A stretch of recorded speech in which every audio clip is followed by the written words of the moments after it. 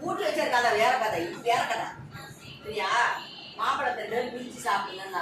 அப்ப போட்டி வச்சாங்களாம். போட்டி வச்சாங்களாம். போட்டி வச்சாங்கன்றாங்க. அப்ப நாரதர் சொன்னாரா, ஒருத்தர் தான் சாப்பிடணும்னு சொன்னாங்க. என்ன சொன்னார் நாரது? அப்ப உடனே ஒரு போட்டி வச்சாங்களாம். என்ன போட்டி வச்சாங்க தெரியுமா? உலகத்தை சுத்தி வரணும். அதான் ரேஸ் வச்சாங்களாம். ரேஸ். சரி. என்ன முருகன் வந்து அவர் வாங்கின வந்து மயில். முருகன் வாங்கின என்னப்பா? அந்த மயிலில் உட்காந்து முருகன் உலகத்தை சுத்த போயிட்டாராம். ஆமா. பிள்ளையார் என்ன செஞ்சார் தெரியுமா? அவங்க அம்மா அப்பா தான் உலகம்னு அவங்க அம்மா அப்பாவை சுற்றி வந்தாராம். யாரை சுற்றி வந்தாரு பிள்ளையாரு? உடனே மாம்பழம் யாருக்கு கொடுத்தாங்க? பிள்ளையாருக்கு கொடுத்தாங்க.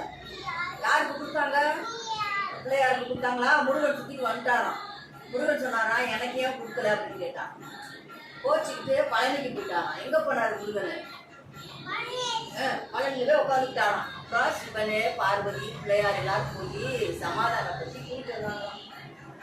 அப்புறம் எல்லாரும் சந்தோஷமா இருந்தாங்க. எப்படி இருந்தாங்க?